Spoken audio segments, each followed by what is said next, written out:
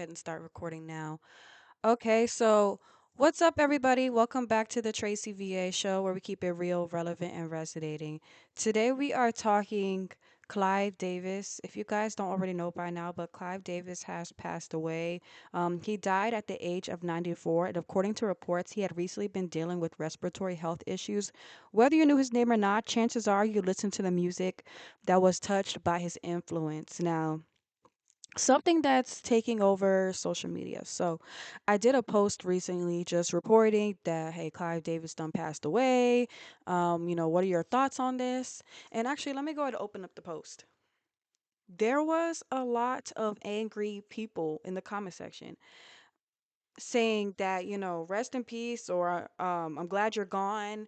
Really ruthless things. And it when I did the report, I was pretty skeptical because personally, I have a thing with music executives. Music executives scare me often.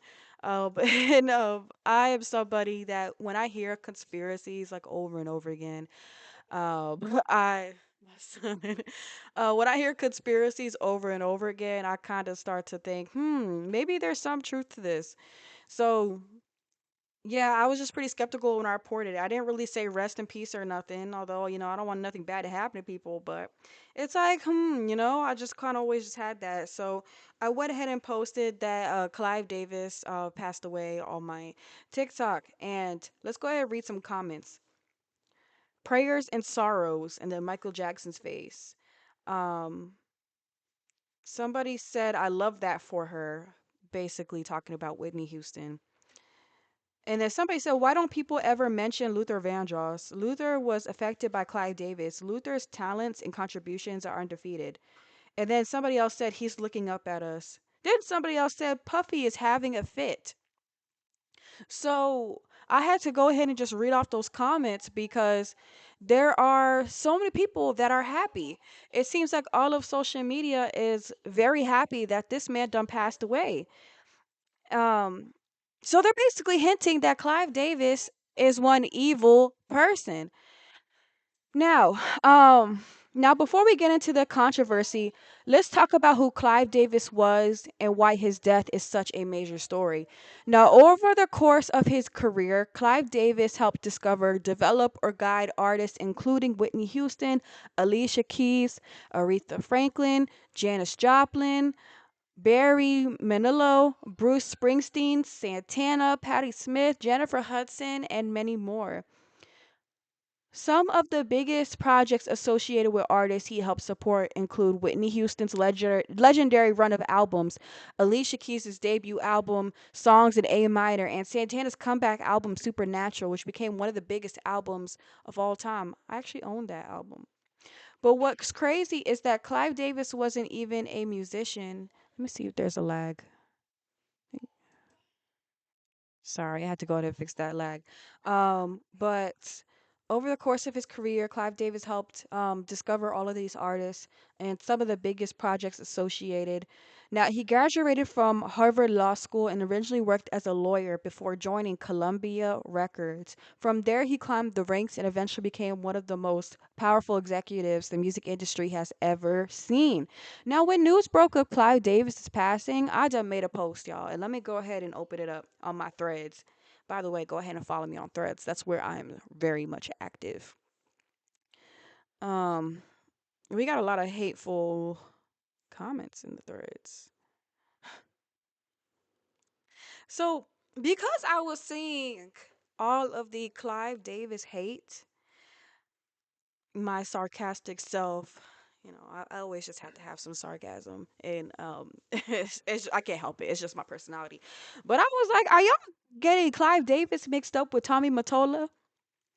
Because as I did the report about Clive Davis, I was doing research and I could not find anything about him that was alarming.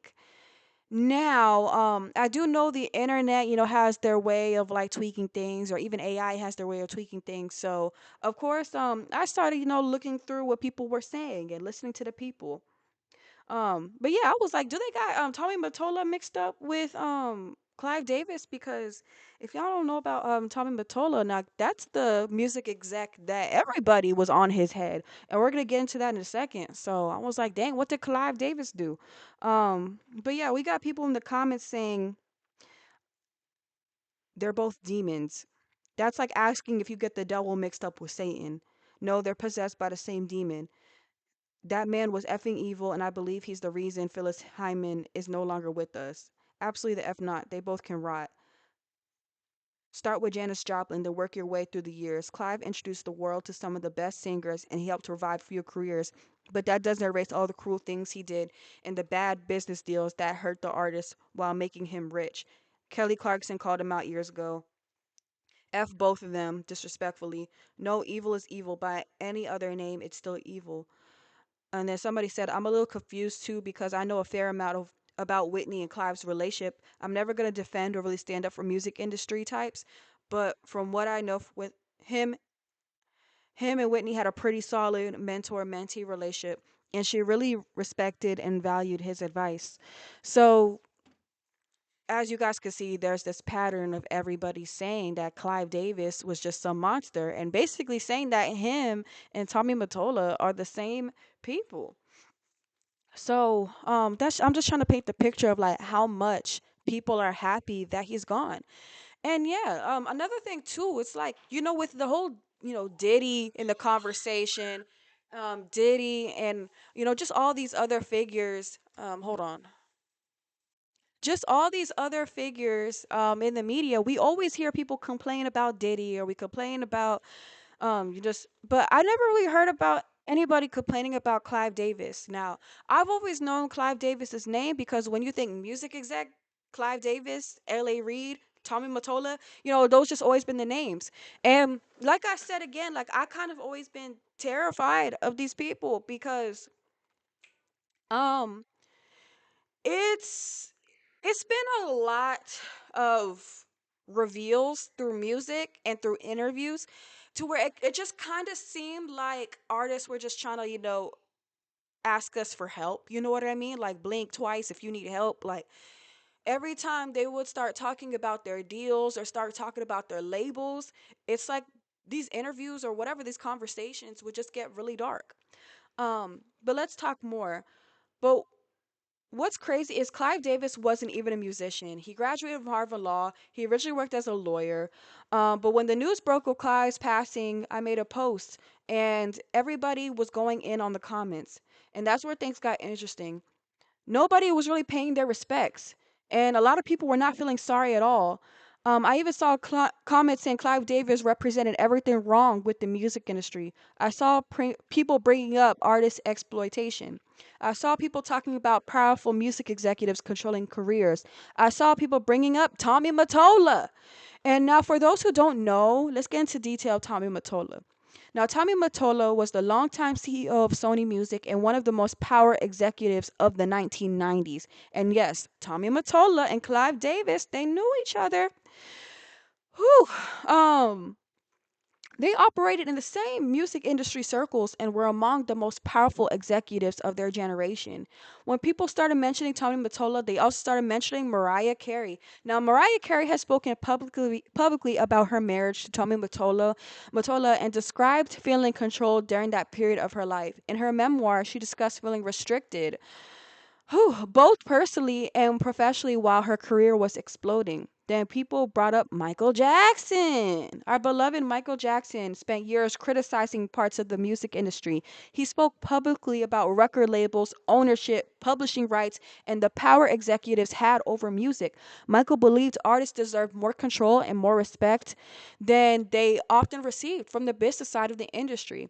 Now, reading those comments and thinking about history, and you guys know if you watch my episodes before, I always say history repeats itself. So, why is it that everything goes back to these music executives? And I guess the bigger question I want to answer in this video is, are these music executives evil? When they pass away, should we be saying rest in peace or should we be jumping for joy? Um, When I think of the music industry, I think of the government. Truthfully, I don't see any difference between the music industry and the government. There's politics in both. There's different organizations in both. There's higher powers in both. Money flows through both. Um, both can get swayed. Because, okay, how can I say this without getting in trouble? Do I want to say allegedly to protect myself? I'm just gonna go ahead and say. I'm just gonna say F it. Allegedly. I'm gonna say allegedly just because. Allegedly. Okay. Allegedly they be tweaking the streaming numbers or tweaking different things and you know allegedly there's different things just like in the government how they allegedly said they tweak votes, allegedly they tweak streams, and I'm just going to keep saying allegedly so I don't get in trouble even though I don't really even know what I'm saying allegedly for or if I'm even saying it correctly but allegedly.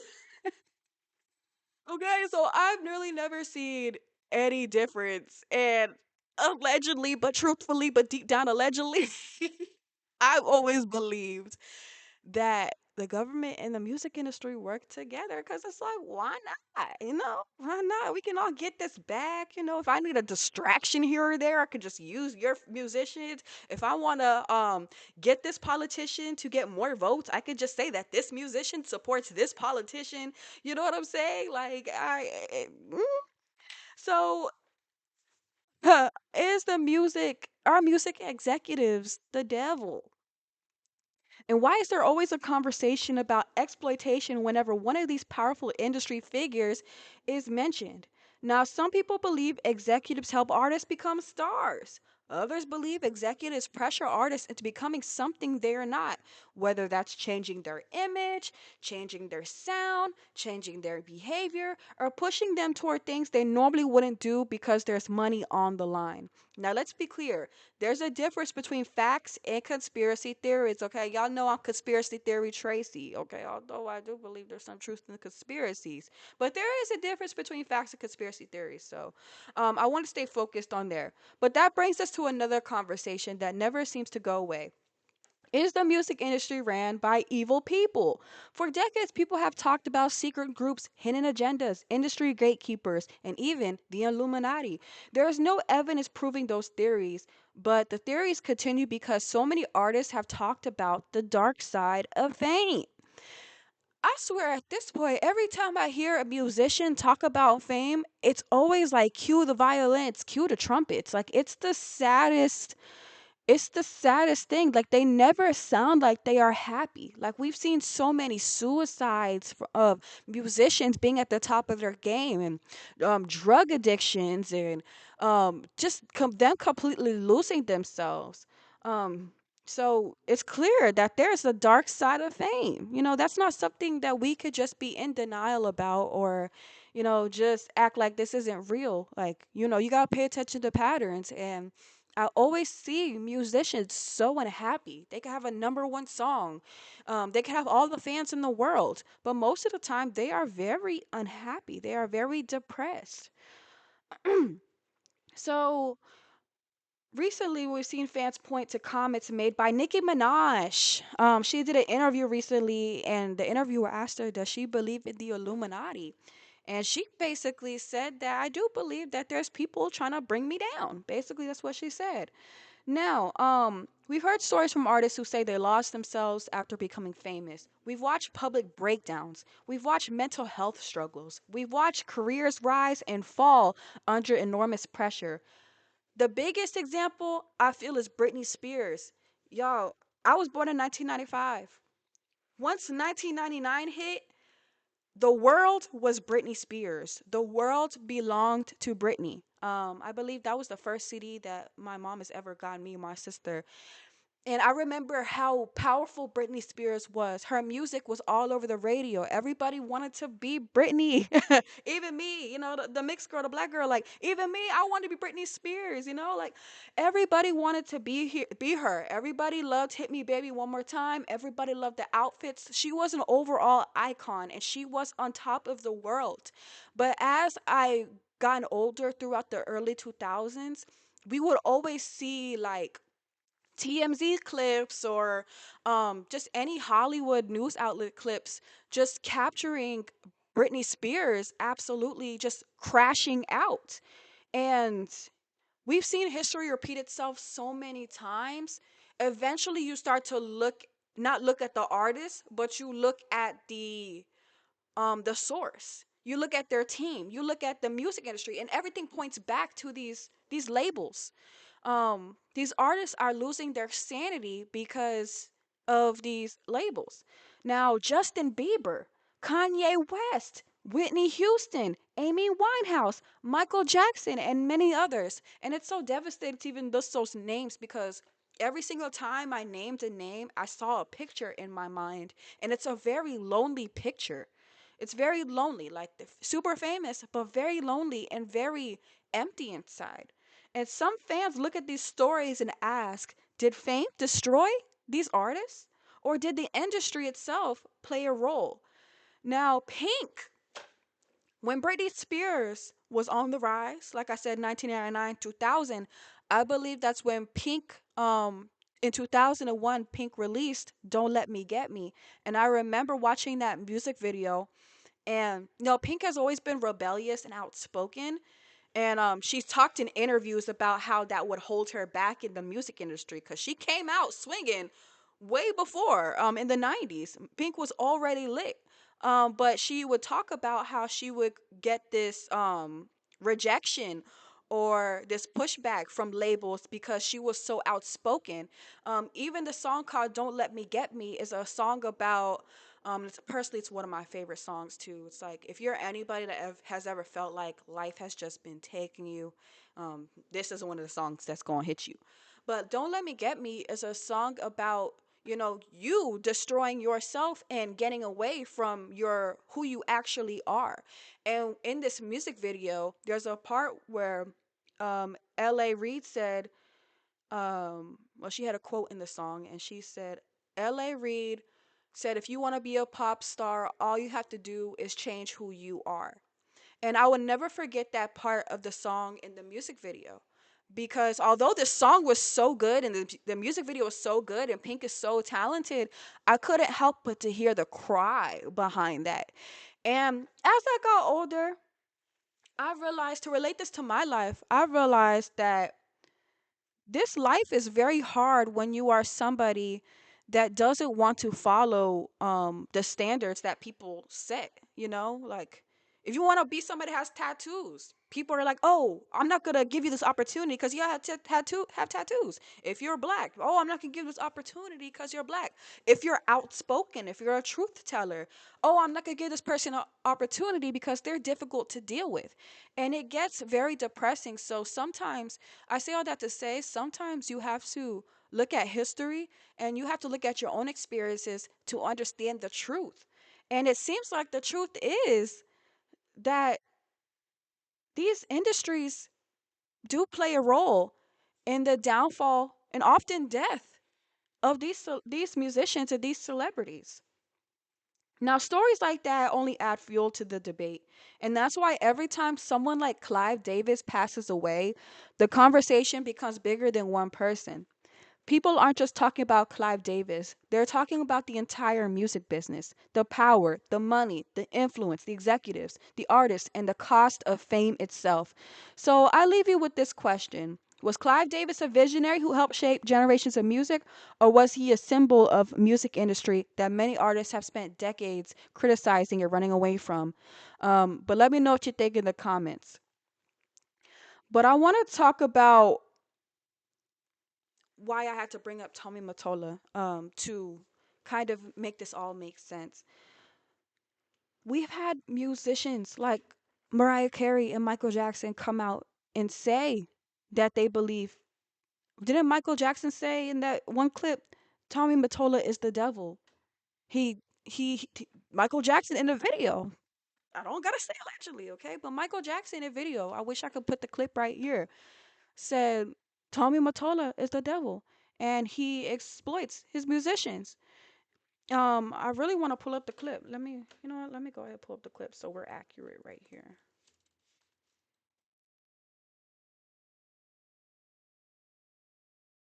Give me a second. Let me pause it. So,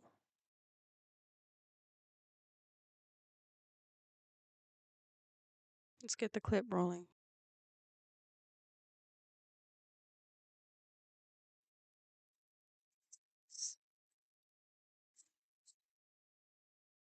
The tradition of great performers from, and I really want you to hear what I have to say. The tradition of great performers from Sammy Davis Jr. to James Brown to Jackie Wilson to Fred Astaire, Gene Kelly. The story is usually the same though. These guys work really hard at their craft, but the story ends the same because the companies take advantage of them. They really do. And um, um, Sony, being the artist that I am at Sony, I've generated several $1 billion for Sony, several billion, and they really thought that my mind is always on music and dancing and it usually is, but they never thought that this performer myself would outthink them. So we can't let them get away with what they're trying to do because now I'm a free agent. Um, I just owe Sony one more album. It's just a box set, really. And so, with two new songs, which I've written ages ago, Let's try this again. I like rent. So, 120 songs every album I do. So, I can do the box set, just give them any two songs. So I'm leaving Sony a free agent or owning half of Sony. So I own half of Sony's, and I'm leaving them, and they're very angry at me because of it. But I just I just did good business, you know. So, Keep going. so the way they get revenge is try and destroy my album. But I've always said, good art never dies. Thank you. I love upbringing it. You know, and Tommy Mottola is a devil. I'm not supposed to say what I'm gonna say right now, but I have to let you in on a science. Teach us. Ah, yes. Say, okay.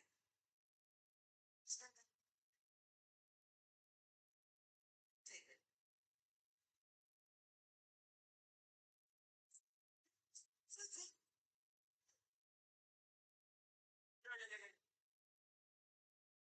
Mariah Carey.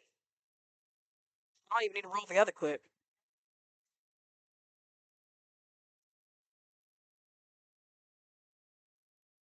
She's crying so bad I had to hold her. And she said to me that this is an evil man. And Michael, this man follows me, she said. He taps her phones. And he's very, very evil. And she doesn't trust him. And he's a horrible human being. And we have to continue our drive until he's terminated. How you go? We can't allow him to do this to great artistry. We just can't. I just want you to know I appreciate everything you've done. You've been amazing. You're so. So if we see musicians like powerful musicians at that, Michael Jackson, Mariah Carey, and many more saying that they had these issues with this executive, what would make people think that it's not all executives involved? You know, one executive has to share money with another executive. You know, the money goes around and these artists get moved around like like basketball players getting traded. Like it's the same it's the same thing. And like I said, it's a lot like the government. So why do we think that um this is all these music executives are all not tied together? And personally, I do my belief on all this is, Clive Davis, I don't want anybody to not be here no more, like, like losing their lives. Like, I'm not somebody that claps for people's deaths. That's basically what I'm saying.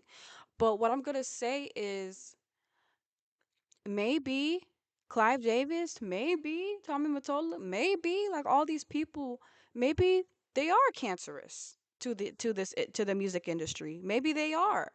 And kind of like Congress, how people would say like, oh, people in Congress, they got to pass away in order for new and better laws to come in. Maybe that's why people are rejoicing. But at the end of the day, maybe, just maybe, these executives do have something to do with the downfall of these musicians. And people on my post are talking about Whitney Houston and many more. And could it be that these musicians are losing their lives because of all the stress and just being, I guess, itemized or materialized? Because when you're a person, you have a soul, you have a heart, and you have feelings. And when you do artistic things, that's your soul. You're putting your soul into these works of art.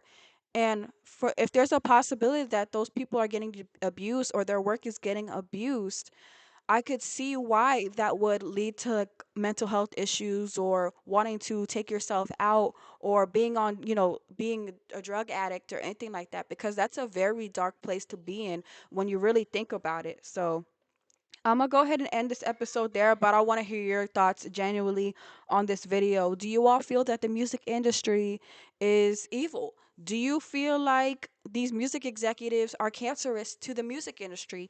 And let me know what you guys want to answer, but also, how do you think we could move forward and make things better for musicians? Or do you even think that's even possible? Let me know in the chat what you think. But once again, y'all, it's Tracy VA, and we're keeping it real, relevant, resonating on the Tracy VA show. Leave a comment down below, and don't forget to download Stationhead to be notified when I'm live every single day at my radio show. I'm out.